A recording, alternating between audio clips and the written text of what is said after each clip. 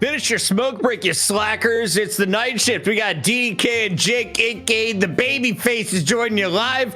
Wake up your mom. This is the part of the show she really likes. DK, what are you excited about tonight? I'm excited about you, Puckett, because you're just so wonderful. Dude, I got a new fresh chop on the mullet. And he clipped the wings. It was starting to get Jake-like. I was starting to get a little bit of a flow, and it's gone, Jake. How long until like I can really pull the chicks with the wave? You gotta commit to the wave. That's the thing. The wave, it doesn't just arrive. You know, you gotta be looking for it. You gotta be working for it. That's all I can say. I can't say more. You know, it's a closely guarded secret.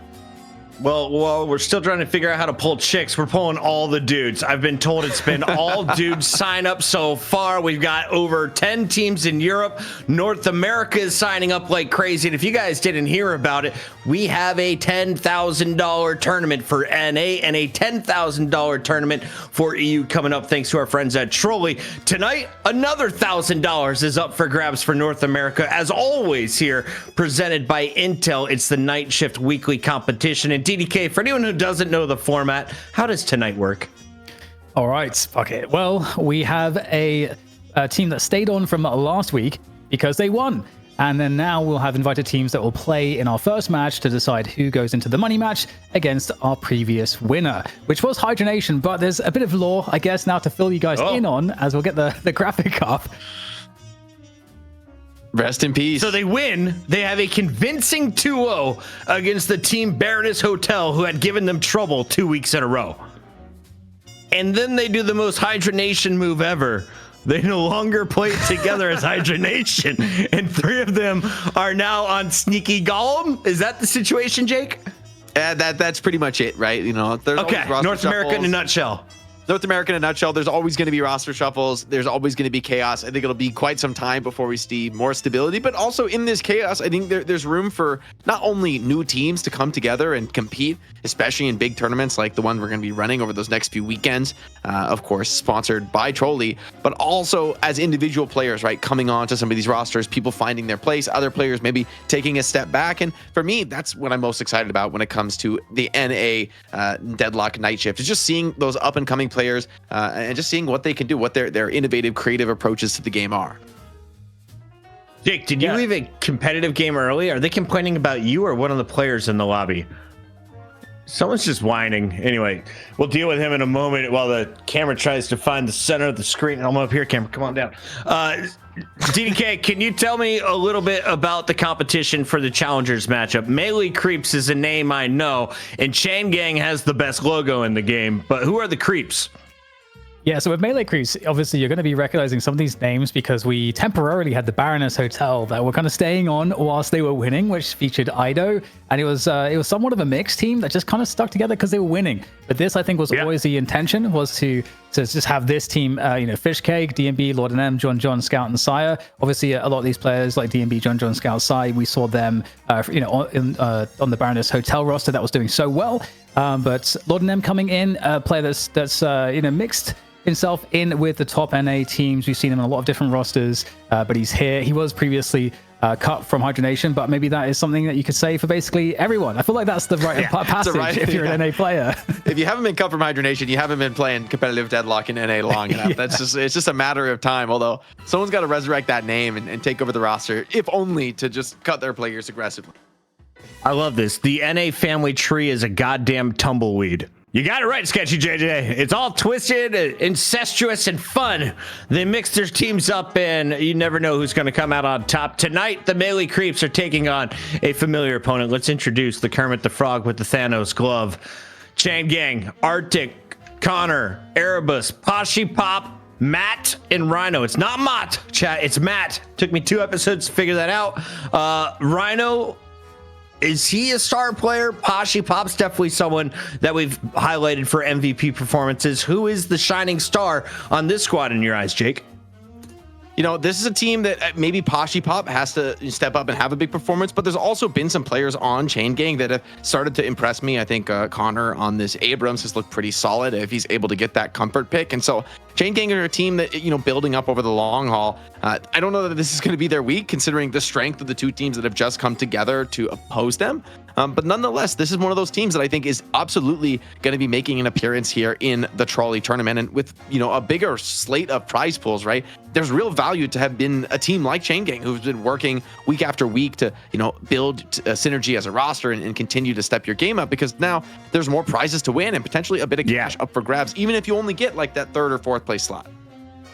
Big shout out to Enjoy Stuff, who has now made it 138 gifted subs on the night, and a negative shout out to HEW714. I think that's Hugh714, who says, "Damn dog, I can't get a gifted to save my life." Meanwhile, they have a blue Amazon Prime crown next to their name. DDK, can you explain to my guy how he's failing at life and using other people's money for good like Robin Hood?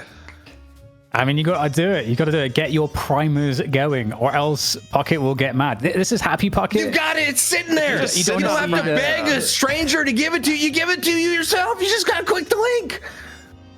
You're going to get Hulk mode eventually. He's going to get into Bruce Banner mode. Right now it's the green in the background, but soon it's going to be the... I mean, what is that? Why you got a name tag? My name tag. It's flying around. It's getting wild and sticky in here.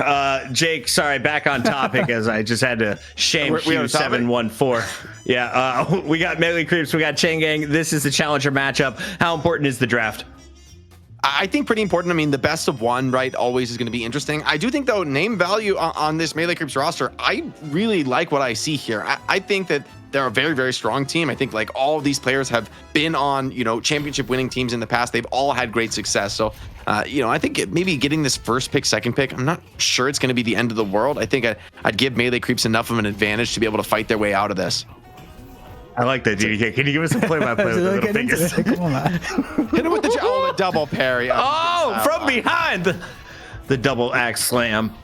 You've been axe handled before. All right, and the belly button poke to finish it. Production, who is yellow? I'm very far away, and I'm wearing sunglasses. But congratulations to yellow. What do you earn? You get to choose whether you are going to be choosing to ban first or allowing your opponent to make that first move as you double up on the way back. While we wait for this first ban to come in, shout out to Bubble Feet, a very first time chatter, who says, "I love DDK. Watched him in his CSGO casting days back in the mid 2010s. 2016, great year featuring DDK. He was on TV once. I saw him there. Oh, yeah. DDK, Chain Gang's about to ban something. What do they get rid of? A gray Talon. North America hates that guy. Yeah. I mean, he's really annoying. Burst damage. I mean, it's still like it's kind of unique in that role. I think. I don't think anyone else offers that kind of level of OP-ness. Although we did see it lose at the final game in the that level of what? That level of just annoyingness. That just like being able to like just burst damage, like burst spirit damage in that way. You can just. I thought you said OP-ness. It's pretty bad. Yeah, and then we got the Icy Boy on the other side. Jake, you caught it. Thank you. The Kelvin is in. That's over my head. I don't know what you're talking about. What are these Americans saying, eh? All right, Chain Gang. You said the OP-ness. I think. What is this going to be? First pick. I guess it's. I mean, in EU they go in Furnace. Paradox I think is a much more stable first pick. Strong choice. You're never going to be mad at having a Paradox in your lineup. I do like that Melee Creeps took the Kelvin away. I think you just can't. You can't give up the Kelvin. It has just risen again as this incredibly dominant team fighting hero, and especially if you have second pick, you can get a Kelvin Shiv. It's just too crazy. I almost wonder if you just take Shiv anyway, even if you don't have the Kelvin. I think Shiv is also really strong right now. Mina, super top tier pick, has like the carry potential, can outplay and escape and initiate in so many of these scenarios. I think like ultra late game, Mina just does this. She's very almost unique in the ability to just kind of walk into the enemy team, get eyes on everyone, make them show on the mini map, and then just still play your way out of it with E-shift and Sango retreat. It's so hard to lock her down when she's like fully kitted in the late game. We got an Abrams locked in, and my bad, Hugh714 was supporting small streamers. Hooked him up with the gifted. We're moving on. DDK, we have balance in the earth. After locking in an Abrams and a Mina, you got a Paradox and a what? Well, I'm wondering if we're going to see a Wraith actually on Chain Gang, and I don't know how early that would go or not. It kind of seems to be, NA always values things a little bit differently, but we had the patch recently where Wraith is getting a bit more priority, and I feel like Poshy Pop historically was always quite a demon on Wraith, so I kind of want to see the return of that. but it's going to be a Shiv instead. And obviously Kelvin's not available, but Shiv has still had some priority despite that, even over Billy, which I think in Europe was always the pick above Shiv. So that's actually quite fun to see the confidence. The second slot Shiv is a pretty bold move. I think Shiv is actually so strong right now. I mean, Shiv Kelvin is crazy, but even if you don't have the Kelvin, just, execute threshold, being able to be, super tanky. I've personally been spamming a bit of Shiv recently, learning the character, and it just feels pretty potent right now. You can kind of live quite deep into the team fight, and especially against some of these tankier heroes like Abrams, that the execute is a real problem. It's a pretty massive amount of health that you can execute away. Bebop, 3 wins, 6 losses. Looked good at the start, and then it was a whole bunch of L's on recent night shifts. We'll see what he's able to do for the melee creeps in North America. They get to go again, and the ban is no more Mo. We didn't see it even picked by EU, even without the bans coming in. What are they afraid of, Jake? I mean, Paradox Mo is a pretty annoying combo, like swap into Mo combo. There's not really anything you can do about it. If you're caught and comboed, as you come in and Shiv executes you, you're just dead to that, right? And I think, you're just one of those heroes you don't want to be dealing with for melee creeps when they want this to be a game more about individual playmaking and mechanics. And I think you put Mo in the game, and it does make this more of a question of team synergy and pick-offs. And I think that's tends to be how a strong team can kind of fall behind in a game, is if they're just getting run over by a super tanky Mo. Yeah, and Infernus getting a ban as well. I think that's a good choice, and we're seeing a lot of a big return to Infernus in recent weeks, just due to playing the kind of gun build with him that's more catalyst oriented is really powerful, and teams already started to abuse it. So taking him out of the picture is nice. Obviously, we get to Mirage coming up next, who has been deprioritized for the last few weeks. So I know ZP was saying we're going to be seeing a lot more of Mirage. So I'm very interested to see what builds we might see on Mirage, if there's any switch up with regards to how the pros are playing him. So he was describing it to me. The Mirage is basically, you're adding more marks, right, Jake? You're so slowly building up, and then they're going to explode. Break it down for the noobs in the chat. Each time you shoot somebody with your passive, it puts a status effect on them, and then you can sort of pop it for damage, and it's 1 times, and then it doubles to 2, then it doubles to 4, and if you have it maxed, it can double to 8 again, and the 8 stacks hits really incredibly hard. It reveals them on the map and just a huge nuke of damage. So you're trying to put those big stacks on people, and now you can put cooldown reduction on that effect, so you can build those stacks up a little bit faster. So I do think that gives Mirage better late game, better damage. It's a pretty nice buff to Mirage. I don't think it's gonna be radically re-changing what the character can do. I just think it's, if you're ahead of the game and really strong, then you have probably more carry presence than you had in the last patch of Mirage. We just saw Victor dub. He is 2-0 on the night shift. Will he go 3-0? An 8% pick rate, DDK. We don't see him a lot. Yeah, I feel like, we saw him right at the beginning, and when he came out, and then just kind of vanished until very, very recently, where teams are finally starting to integrate him a lot better, which is actually really cool, because obviously we've been kind of in this meta where, again, Billy is one of the highest priority kind of tanks and brawlers that we've had. We're also having Calico kind of come back in within that archetype, not sort of the tanky role in that respect, but still, it's good to see this switch up. And Doorman as well, also a hero that people are getting better and better and better on, and Vindicta returning too. So it's really cool. This week we're already seeing a lot of switch ups in the meta. Obviously, we had that patch which has changed a few things here and there, but I just love the evolution of this game. It's just constantly changing. The gun doorman is being talked about in the chat. Jake, do you know anything about this? Will we get it featured here from the Chain Gang? I mean, maybe. They actually, I guess they're kind of lacking a gun carry, so this could be gun carry doorman. I am sort of suspicious about this build actually being good at the highest level, because I mean, if you get caught and pulled away from your doors, then you just get popped on doorman, right? You don't have a real steroid on your damage. You're just relying on the scaling. That it's pretty good on you. There seems to be, for me, a lot of problems with the gun doorman build, but maybe Chain Gang can show me that I'm wrong, and that it can work against these top level players. That being said, melee creeps, I think they're running a much more conventional draft. It's going to be, Bebop looking for the pickoffs, Abrams and Victor for team fighting. And they have some nice setup in the Vindicta, who, took a long break really of being played, but remember, was a super top tier hero for quite a while and does give a pretty nice amount of utility. And maybe there's this support Vindicta build. It could be pretty strong, getting a a knockdown, getting a silence, even like a rescue beam. Like, to me, there's still value to be had for Vindicta, even if it's a lot different than it was in the previous couple patches.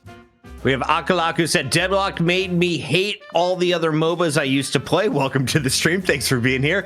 And ND Norman says, bro, this picture is making my legs weak. I assume he's talking about the three of us and not the Mina picture. No, he clarified it was the Mina picture. ND Norman, stay over on YouTube. It's getting weird in here. We're having a great night shift. This is the NA portion. It's the Challenger matchup. The winner of this moves on to play not Hydra Nation, but technically 50% of the Hydra Nation team you saw win last week playing under Sneaky Golem. It's NA. It gets weird. What comp is better going in for the Challenger matchup? Are you hanging with the Chain Gang, or do you feel the melee creeps are going to be storming in, DDK? I really like the synergies for melee creeps. For me, it kind of feels like pretty well rounded. I like that, Abrams and Bebop can kind of initiate, and then Vindicta can use the stake to kind of, play off of the charge, play off of the hook. So you've got a lot of like utility with respect to that. And it's just a good mixture of like really strong gun damage. And obviously Mina provides really good burst objective. Victor's very tanky. Mirage is going to get pretty insanely strong into the late game and is good, throughout the entire game. So I don't know. I actually think melee creeps have a really well-rounded roster with the most synergy. Yeah, I think it's close. They're both good drafts. Honestly, I think Chain Gang has not put themselves in like a really big hole. They didn't go for something super crazy with the draft.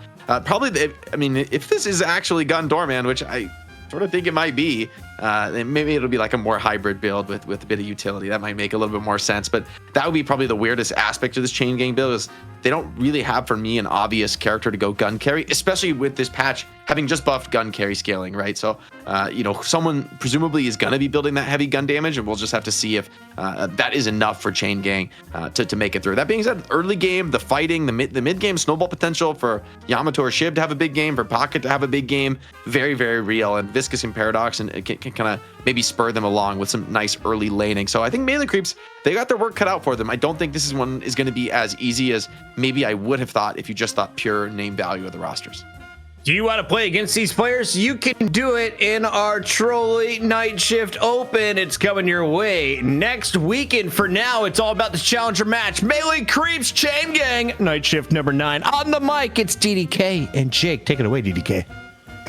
Yes, Melee Creeps and Chain Gang. This is going to be an interesting matchup. I definitely don't disagree, Jake. Maybe we'll see the Paradox gun carry. If you've got a flick on Paradox, he used to basically carry the damage every game. So true. I mean, but that's true. Paradox does build a lot of damage, but maybe Chain Gang. There's something to be said, I think, for a team that wants to pull an upset is to go for something a little bit more snowbally. And I think they've done that without being all in, right? They do have some solid late game scaling. I don't think they're, Chain Gang are on a clock to like end the game super fast with some wild, super aggressive draft.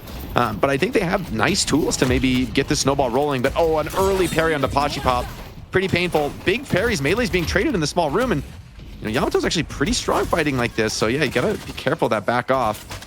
Nice job by Chain Gang there in the lane. The Doorman, or Paradox rather, coming in to bail out the parried Yamato. And I like having the Viscous paired with the Shiv, actually, for Chain Gang as well, just given the fact that it's almost like a poor man's Kelvin to a certain extent, where, Viscous can kind of keep the Shiv alive, the Shiv to kind of stay in lane, be aggressive, get the pressure in, and just have a bit more safety. Yeah, Cube is actually quite nice with the Shiv passive because you still, your passive on Shiv of your deferred damage still takes down even while you're in the cube, and you just don't take the damage. So it does just fully prevent some of that damage if you're trying to hard burst down somebody like Shiv.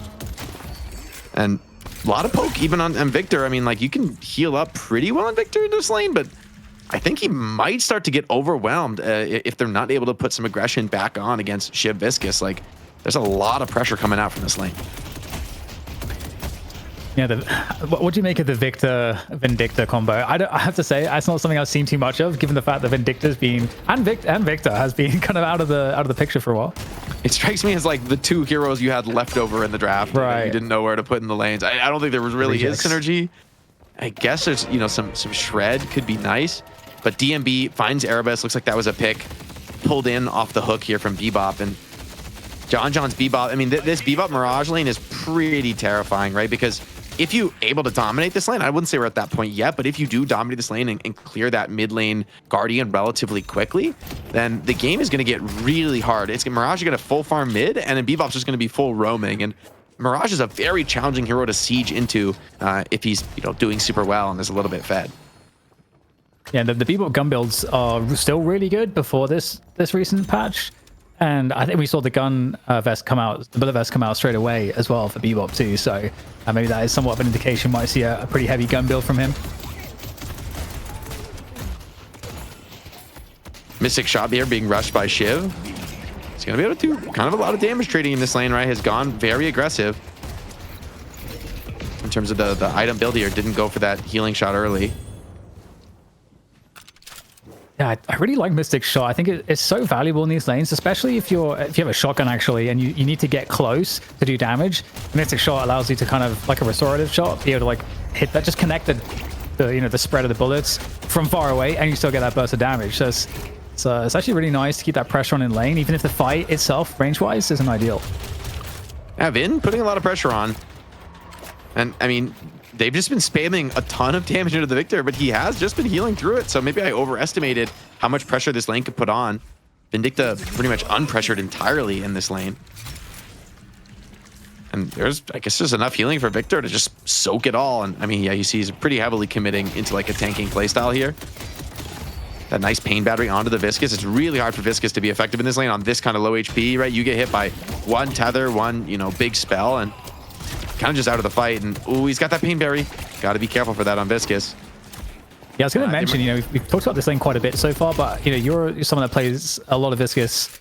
What kind of build do you think we would see, and what is the role that would come from that build from Viscous in this game, do you think? I think it's probably still the nuking melee build where you go for the max punch pretty early, maybe a couple points in the in your first skill and splatter, and then go for the max punch and get a bunch of effects that proc on that punch, like the boosted heavy melee and the maybe even something like life strike or spirit strike.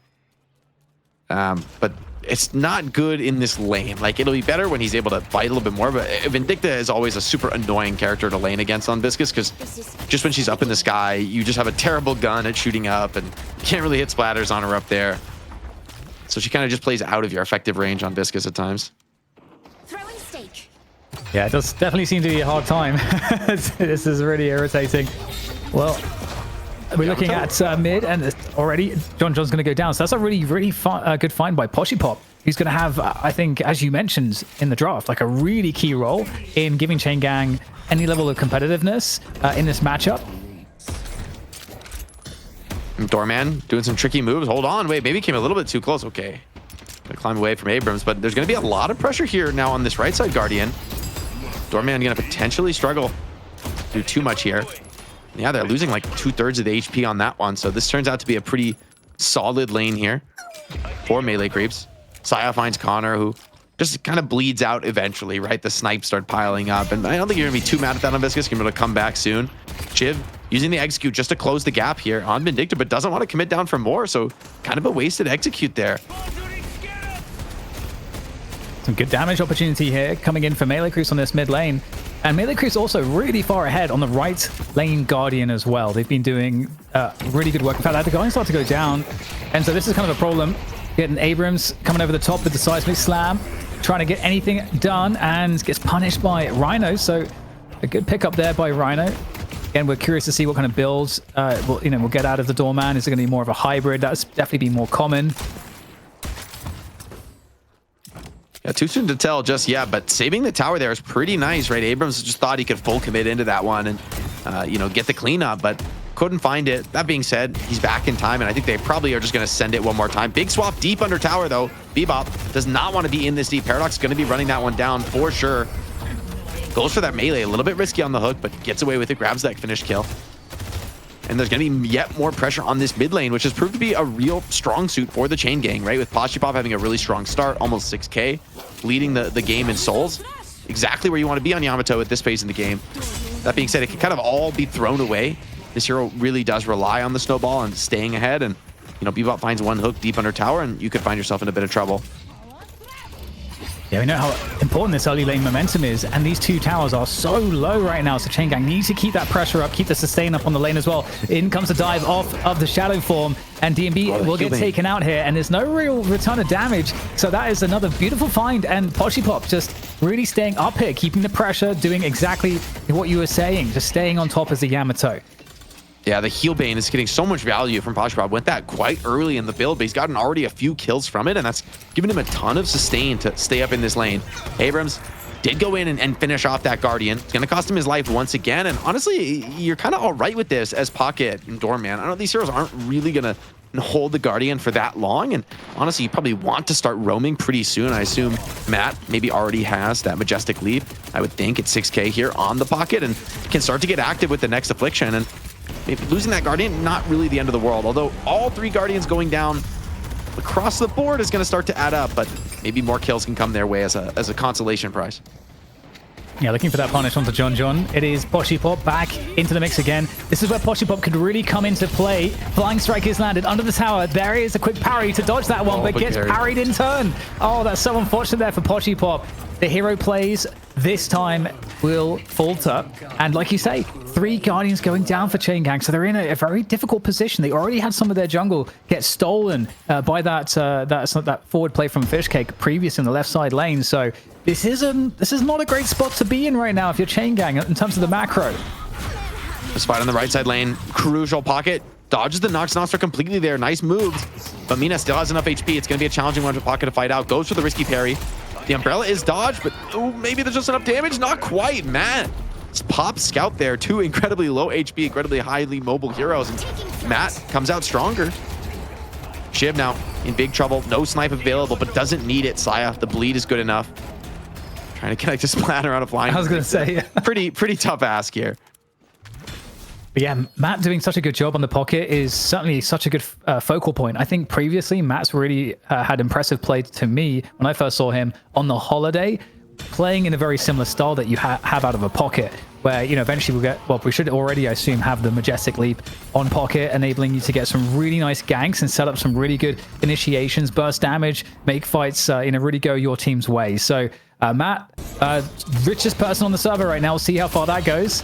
As again, I love this from Pochipop. He's keeping that aggression up with a double Sinners punish coming on through from Pochipop. Can he take down John? John trying to get out of there. Is there an assist coming on through to keep him alive? Maybe punish this forward play coming out of his opponent, but no.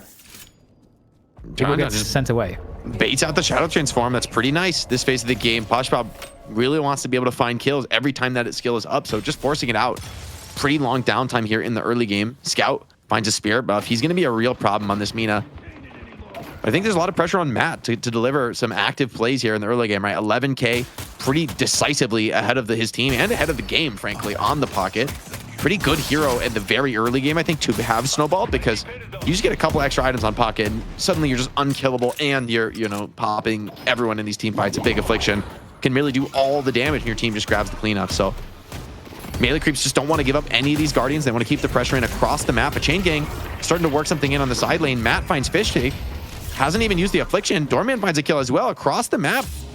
Things going super well for the Chain Gang, despite being down to a couple Guardians. They're not really rushing it to try and clean them up. They do get 1 Guardian here, but really well played. Despite dropping those early Guardians, they haven't wasted that time at all.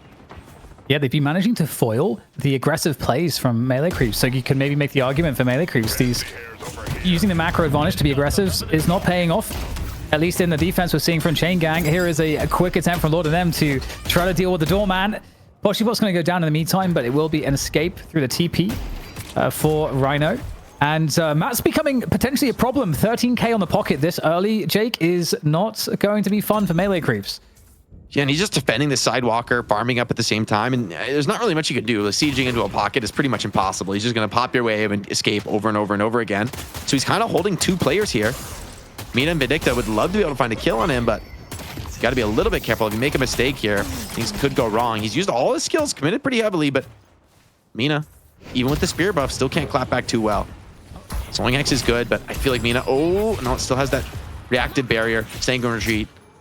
So hard for either of these characters to really kill the other, but for now, Matt's been getting the better of the trades, at least, and bullying the Mina away. And this might be another fight here because they're up against the Guardian of melee creeps here on this right side. We'll see if they'll be able to get it. In comes the Mina play once again. Scout from up top. It is solo. It's Poshipop, that is solo on the other roof. So that's going to be a problem as John finds the finishing blow there. And they defend the Guardian. So, things going back in the way of melee creeps a little bit now. Pocket, very close to this Bebop. Majestic leaping away. Grabbing a couple stacks in the pocket. So he's got 3 stacks if he does want to look for something. And that tower is super low. Nice dodge there, away from the Abrams. Standing toe-to-toe for now. 14 seconds on this Majestic leap. You stay around mid. You try to hold this Guardian melee creeps. You could find yourself in a world of hurt. I think that's what kind of Matt is hoping for here. A nice initiation off the Majestic leap. They do want that mid Guardian, considering how low it is HP-wise, right? If you just get 1 wave of creeps under that tower, it should be enough. Abrams is just constantly hunting for Matt, trying to deal with his pocket. He's too slippery for the moment. Yeah, really large concern though. Oh, a seismic slam, hold that thought. Coming on in, a quick melee connected off the charge. But Matt, again, too slippery. The cloak is able to get him out of trouble. And hang on for 1 second because there's 2 more players. In comes the Satchel, but it's just too little too late. A bomb getting connected onto him at the last second. And finally, Matt goes down, and he's been slowed. I think there's been a big catch-up on the lead that previously Matt had. He was looking like he was getting so far ahead, but it seemed like the game kind of switched a bit, Jake, where we had heavy invades from melee creeps that was getting kind of punished. And then after they switched into just defending their remaining Guardians, which are still up, by the way, they seem to be pulling ahead. Yeah, Lord and M has been a problem on this Abrams, right? Getting a lot of that damage onto Pocket, forcing a lot of his skills out. I mean, you got to hunt a lot of times to be able to get that done. Now, Viscous, super low, gets absolutely deleted, trying to finish off that Guardian. And I mean, they've thrown so many bodies at it. Honestly, melee creeps have done a fantastic job exacting a massive price out of Chain Gang. I thought, hey, they'd be able to clear that Guardian no problem, but not the case, right? They've been getting crunched into the grinder here.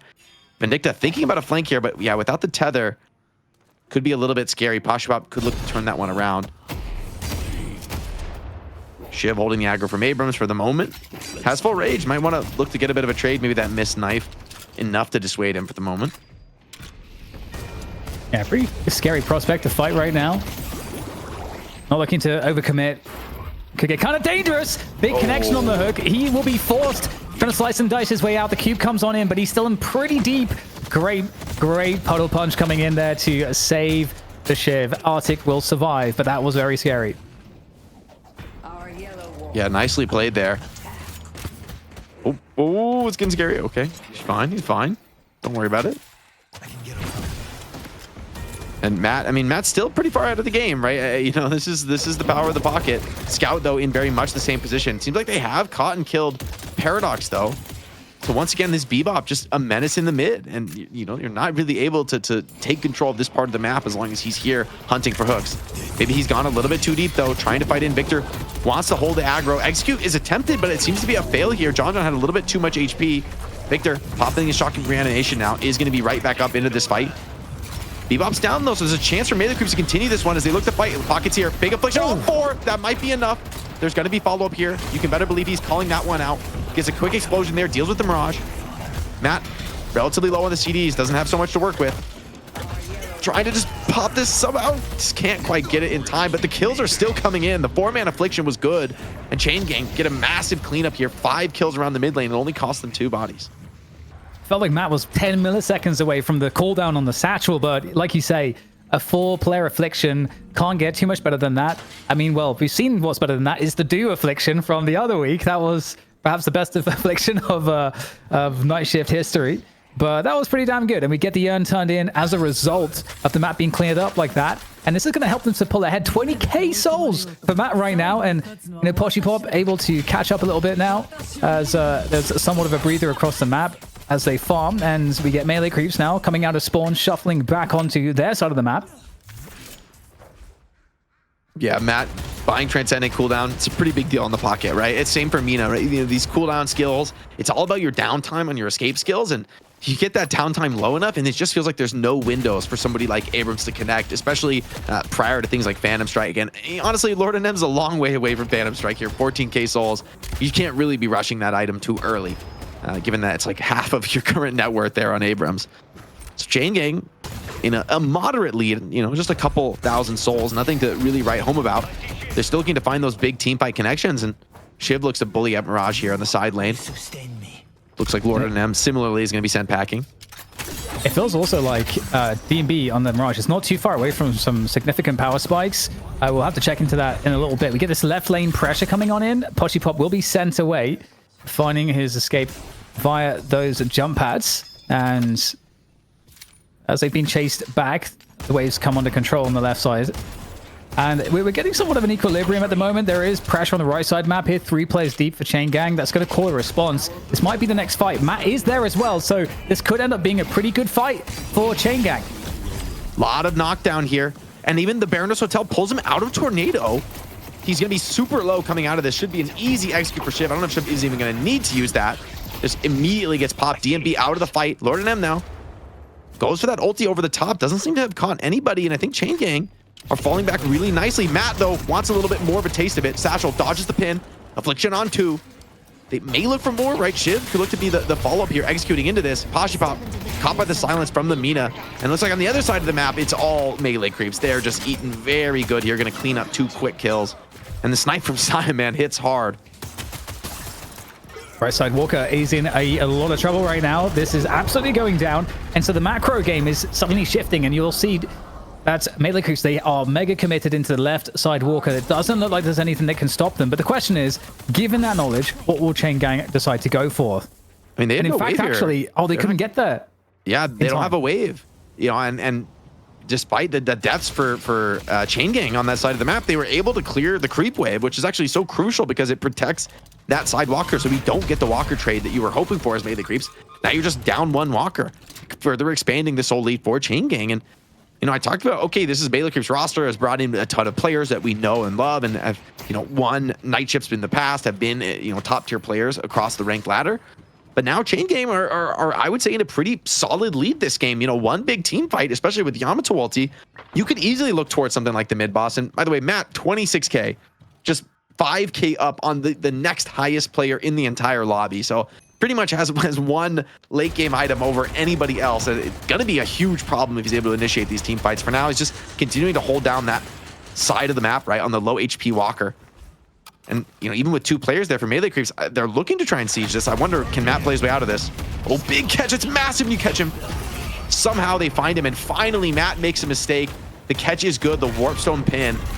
Lord and M, he's been trying time and time again for that, but I mean, the 1 kill is so incredibly valuable when the player's that far ahead of the game. Yeah, I was going to say D&B and Abrams, really, really good combination there.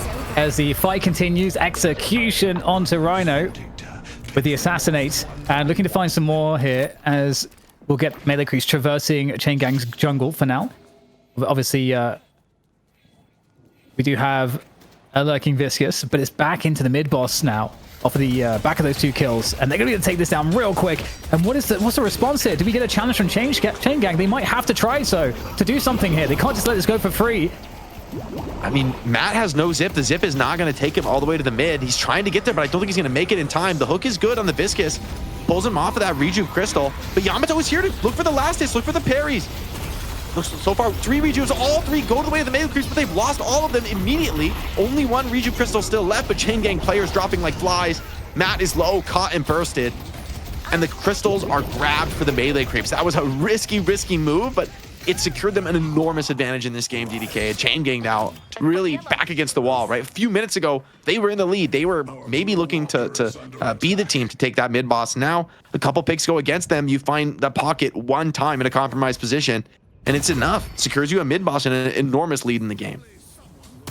And it does feel pretty treacherous for Chain Gang going forward too, because, you know, again, Mina's Nox Nostra, the silence that it does, if for a pocket, you know, you were talking about how it can be impossible to find a timing to kill a pocket, but if obviously he's silenced, that is the best answer to deal with that. And then in addition to that fact, the bursting from DMB is going to start to be absolutely outrageous. And I don't know how well Chain Gang will be able to deal with that as the game goes later and later. So Chain Gang, they're going to have to try to figure out how to dictate the game in some of these fights before things get out of hand. They won't be able to take cover.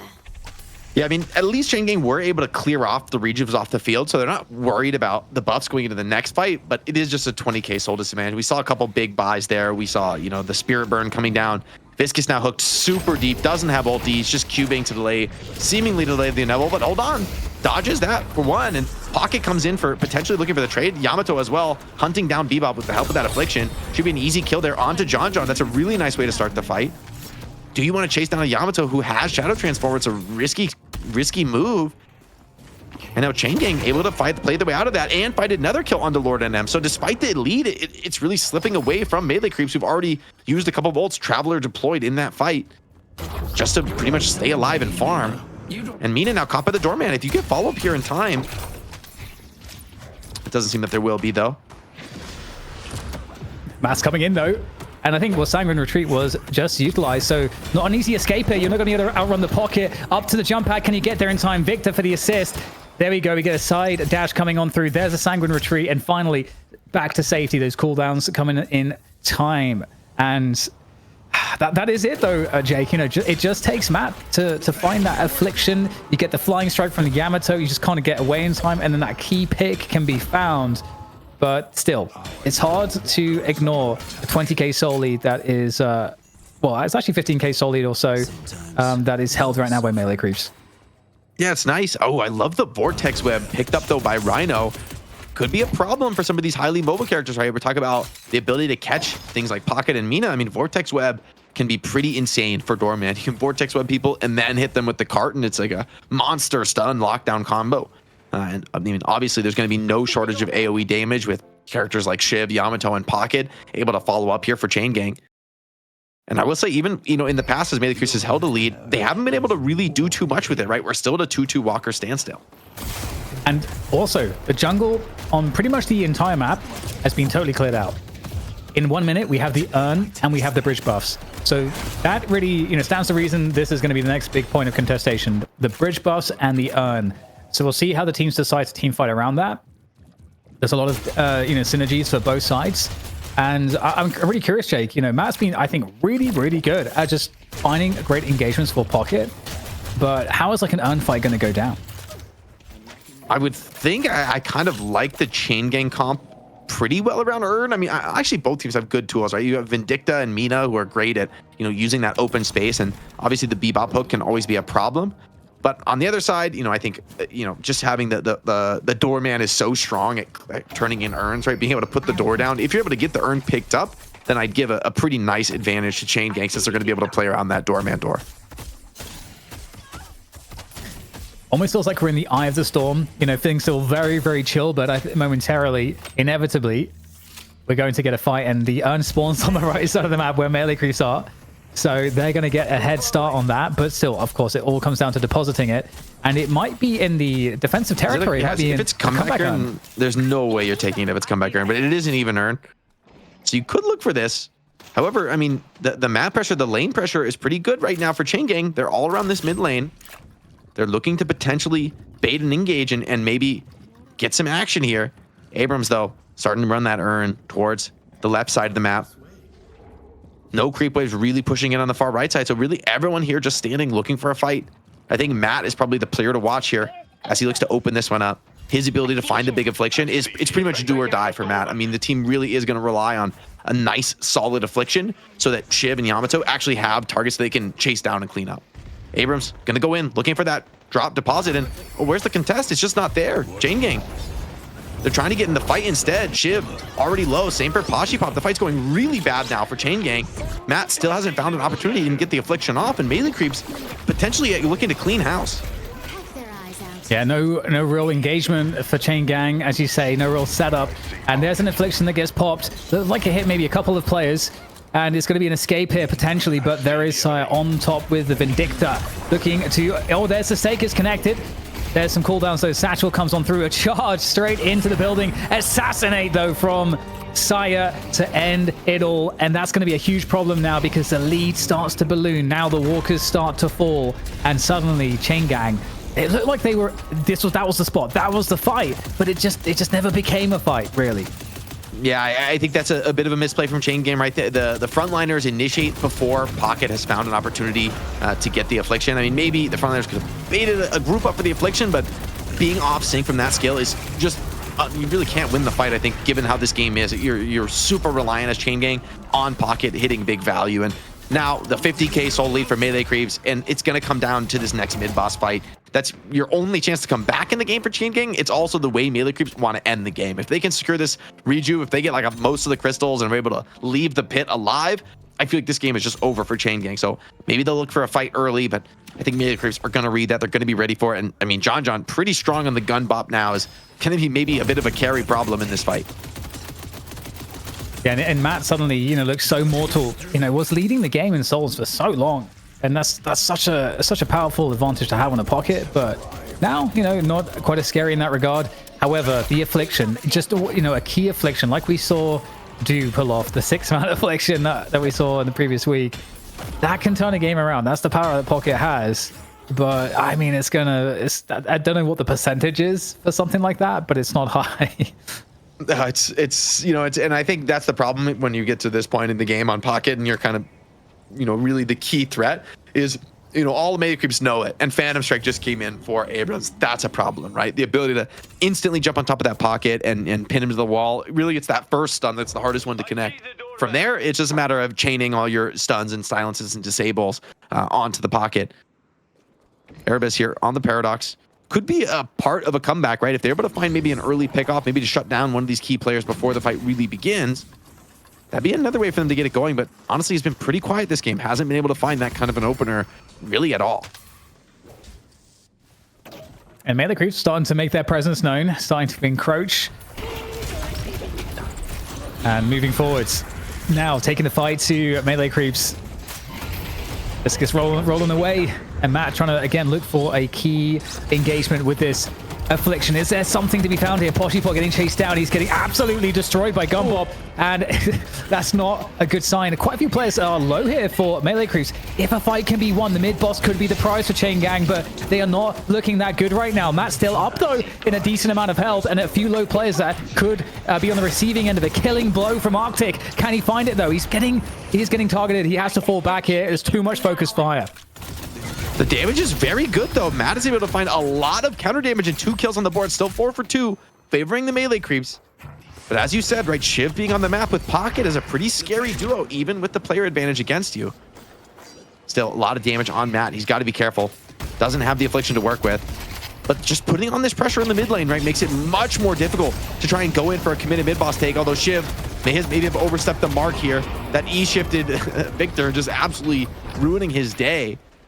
Pocket didn't have the ulti online, and 4 players up. Do you have the HP, though, DDK, to go for this mid-boss? It'd be a little bit of a risky one, even with the massive soul lead that the Melee Creeps have.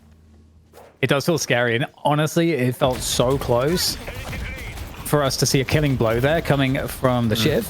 And that I think could have made all of the difference. That could have really changed into some interesting stuff. But yeah, with mid-boss going the way of Melee Creeps here, it's definitely a scary prospect. In terms of the soul differential, that's like a 40k lead as well. So that's a huge stat check that is going to be very difficult to deal with in addition to the rejuve buff as well. So like you said, you know, this was the prize. This was the way that Melee Creeps were looking to end the game.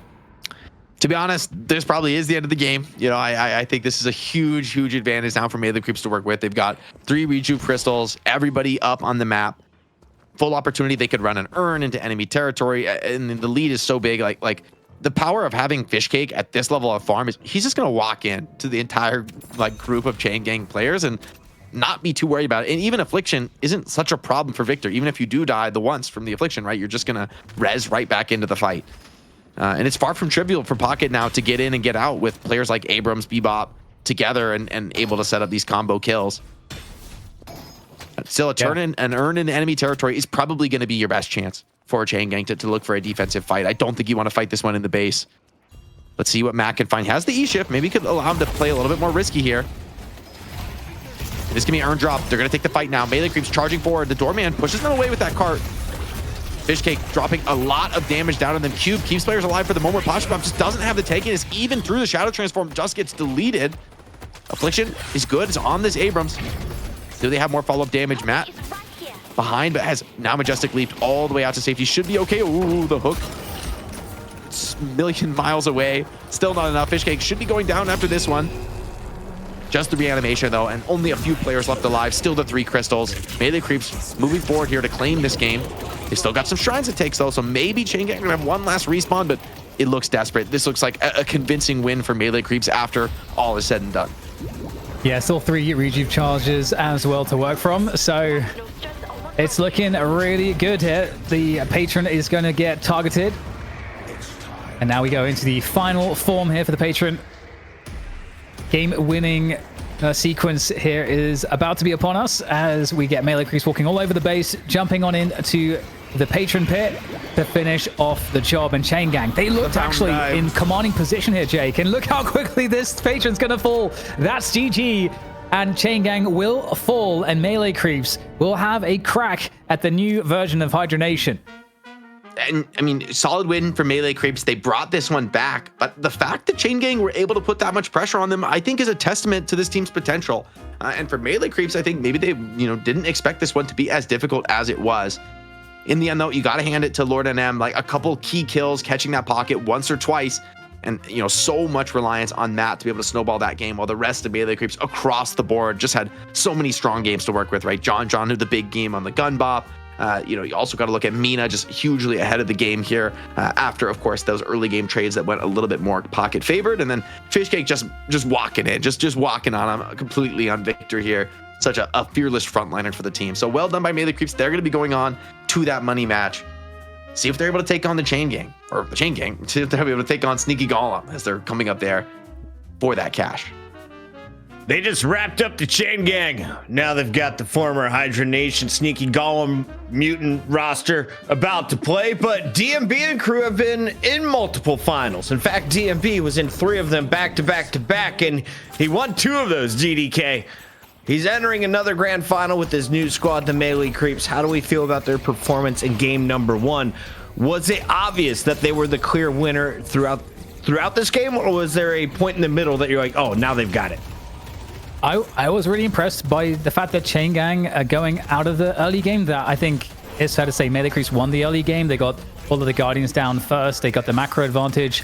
But then Chain Gang actually defended really, really well into that mid game. Matt got ahead, and it honestly was a super winnable game for Chain Gang after that point. So I'm honestly really impressed with Chain Gang to play so well, but also really impressed to see the macro and sort of the confidence coming in from Melee Creeps to come back in that situation, to change up how they were playing, to be a little bit less aggressive and start to understand sort of what their win conditions were, and also understood how to deal with Matt. They recognized he was the problem, and you can see engagements like this, which were absolutely key to preventing him from getting too big.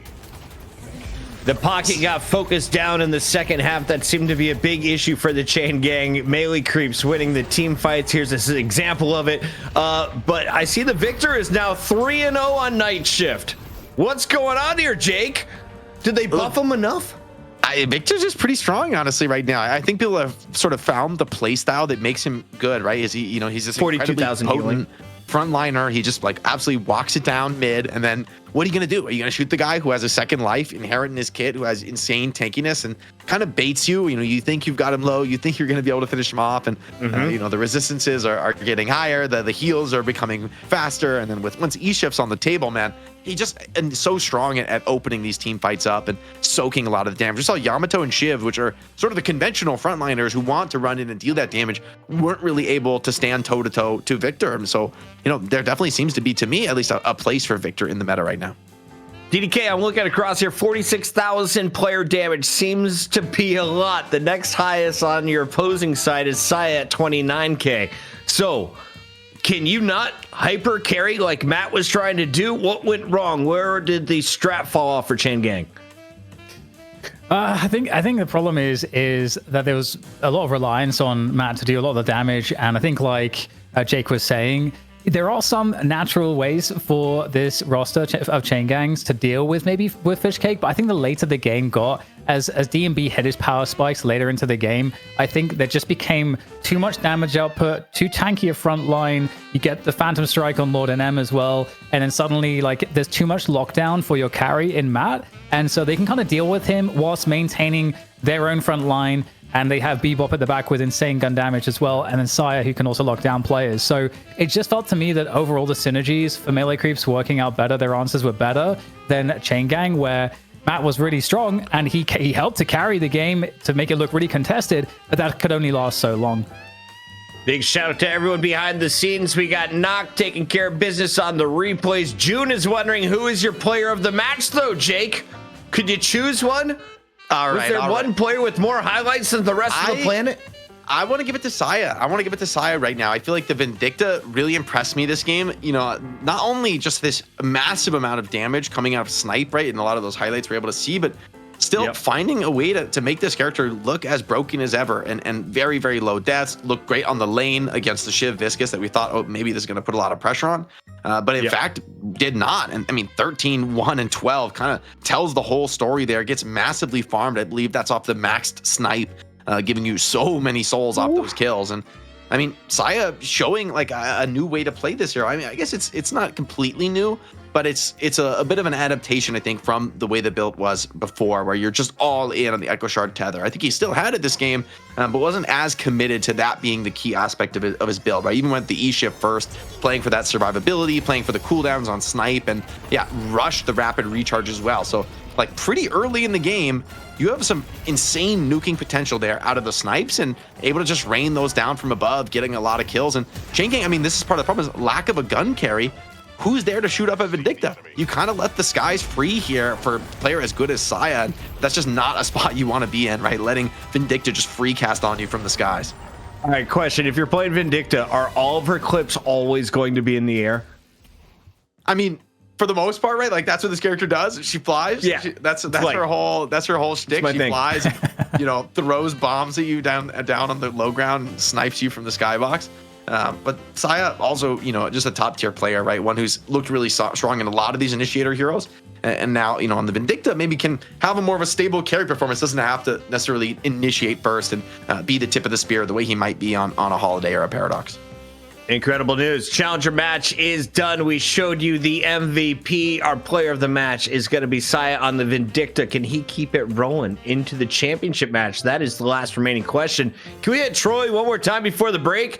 We got an awesome looking bracket melee creeps powering through to take on the sneaky golems. It's a 6-on-6 for $1,000, but you can expect both of these teams to make an appearance just 1 week from now, October 17th or the 19th. That's a Saturday, Sunday, ladies and gentlemen. We want you to get involved with our $20,000 Trolley Night Shift Deadlock competition. $10K for North America, $10K for Europe. I don't think I said the word Friday, but that's involved too. And you can go to leaguetrolley.challenge.com to sign up right now. Jake, you got your start signing up for stupid shit like this on the internet that ended up being a pro career. Give me the pro tips. How do I get there? Look, you got to get in. You got to start competing to get the wins. And I mean, this is one of the first times in Deadlock that we've had like a wider prize pool spread. There's going to be prizes, I think, all the way down to 4th place. So there's definitely a lot more pressure for more teams to sign up. There's more opportunity here rather than, I mean, obviously, you know, given the smaller format here on our regular Deadlock night shift, it's all about being number one. It's all about the top teams in the region because we want to bring, of course, the viewers what they want. But this event is the biggest in scope we've ever had thanks to Trolley. So make sure you come in, sign up, get your team together, start scrimming, start practicing because there's a lot of prizes to be won. Put some worms in your mouth during the break. When we come back, it's your NA final. You're going to love it. $1,000 on the line thanks to Intel. Don't go anywhere. It's the night shift.